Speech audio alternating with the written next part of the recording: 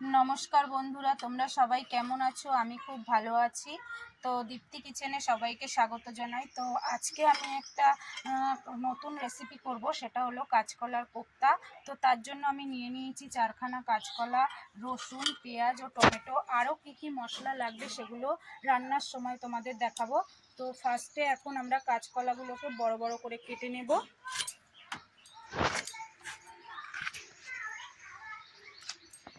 কেটে এরকম জলে আমরা ভিজিয়ে রাখবো যাতে কালো না হয়ে যায় কাঁচকলাটা।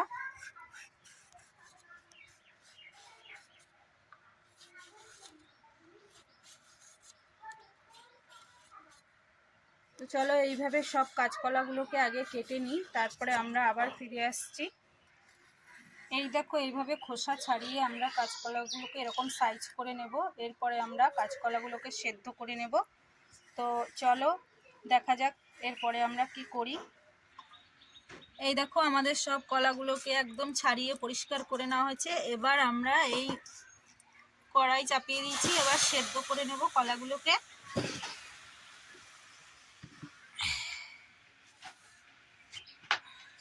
এটা আমাদের কাঠের গুঁড়োর আঁচে রান্না করা হচ্ছে,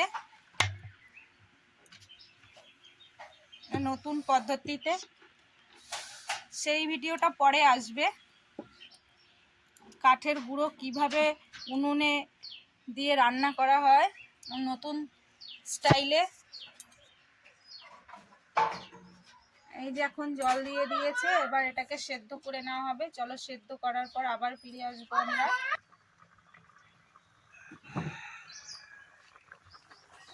কাঁচকলা সেদ্ধ হয়ে গেছে, তুলে নেবো একটা একটা করে।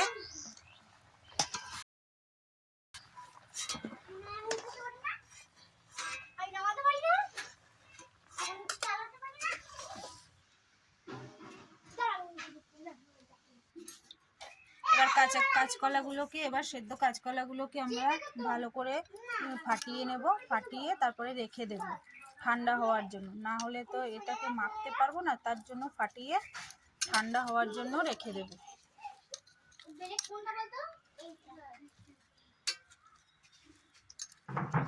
যে পেঁয়াজ, রসুন, টমেটো এগুলোকে এবার আমরা গ্রেট করে নেব।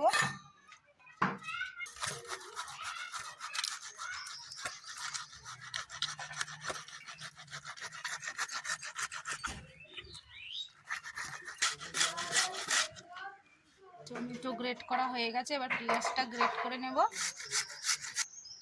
এবার রসুনগুলোকেও গ্রেট করে নেব একই সঙ্গে।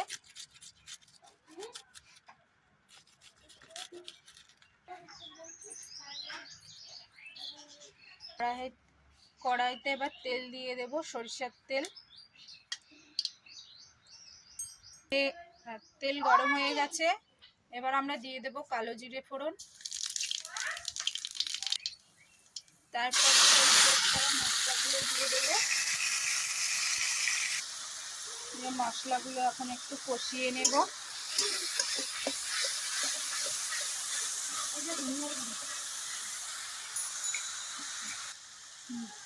তেজপাতা দেব।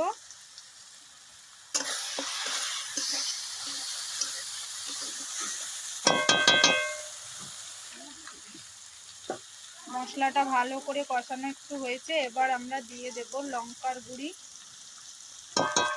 লঙ্কার গুঁড়ি দিয়ে দিলাম। তারপর দেব জিরের গুঁড়ি, আর দেব ধনে গুঁড়ি দিয়ে এবার আমরা ওই পেঁয়াজ টমেটোটাকে আবার ভালো করে কষিয়ে নেব।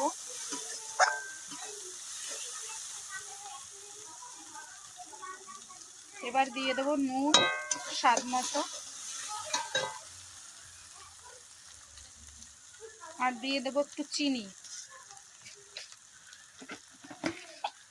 এবার সবার লাস্টে দিয়ে দেব হলুদ গুঁড়ো।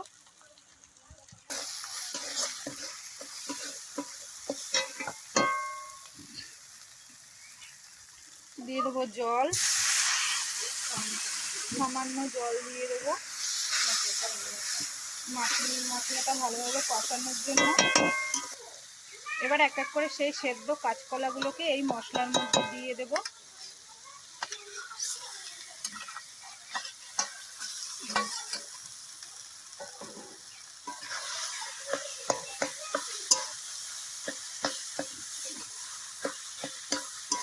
এটাকে একটু ভালো করে কষিয়ে নেব।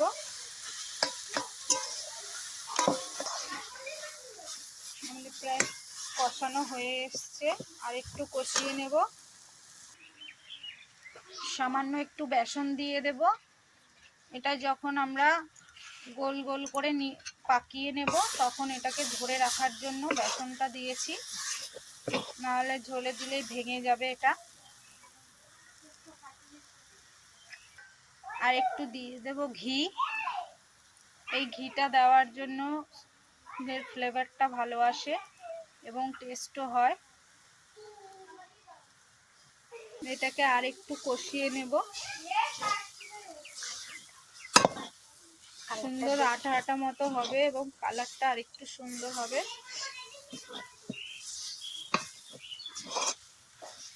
এটা ভালো করে মিক্সড করা হয়ে গেছে, এবার এটাকে আমরা তুলে নেব।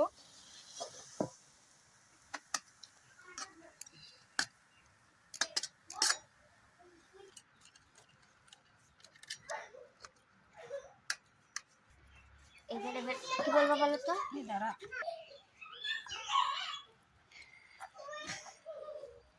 এ দেখো এবার এগুলোকে এরকম ভাবে রোল রোল করে নিতে হবে।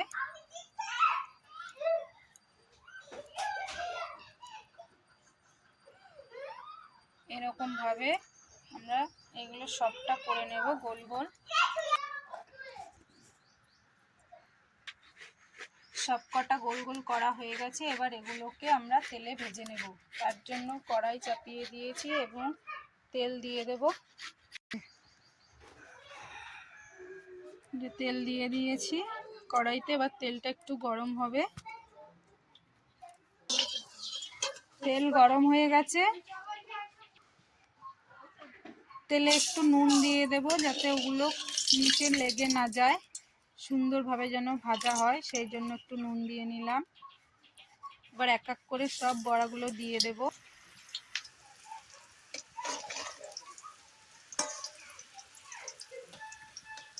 যে লাল লাল করে ভাজা হয়ে গেছে, এবার তুলে নেব।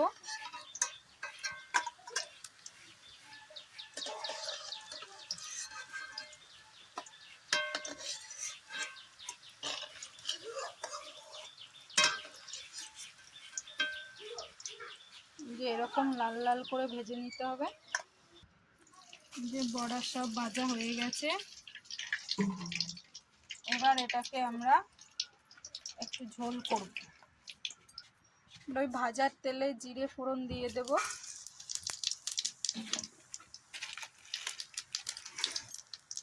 তেজপাতা, আর দিয়ে দেবো গ্রেট করে রাখা টমেটো, পেঁয়াজ ও রসুন।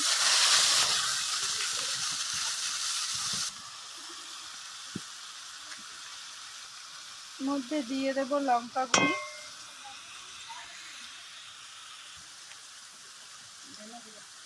দিয়ে দেব ধনে গুঁড়ি, আর দিয়ে দেব জিরের গুঁড়ি, একটু হলুদ,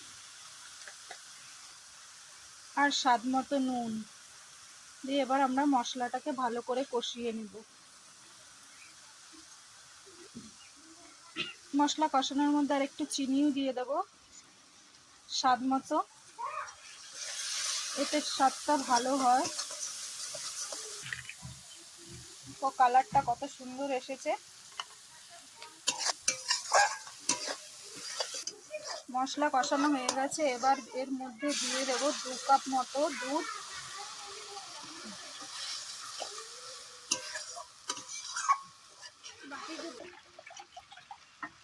এবার দিয়ে দেব জল।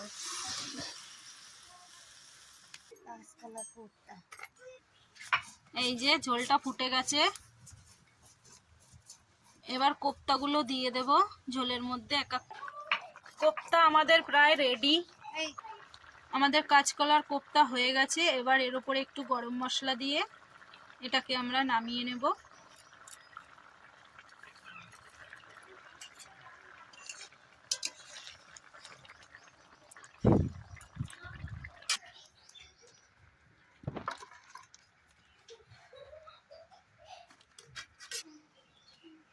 তো এই দেখো বন্ধুরা, কাঁচকলার কোপ্তা রেডি। তো এইভাবেও তোমরা বাড়িতে রান্না করে খেতে পারো। বাচ্চারাও এইভাবে রান্না করে দিলে বাচ্চারাও খাবে, বাচ্চারা তো কাঁচকলা খায় না, তো এইভাবে রান্না করে দিলে বাচ্চারাও খাবে। তো আমার এই রান্নাটা যদি তোমাদের ভালো লেগে থাকে লাইক কমেন্ট শেয়ার এবং সাবস্ক্রাইব অবশ্যই করো, আর কমেন্টে জানিও রান্নাটা কীরকম হয়েছে। নমস্কার। কেমন হয়েছে বাবু খেতে? হ্যাঁ, বাহ। আর একটু নেবে তোমরা? হ্যাঁ, আর আর কিছু খাবে না?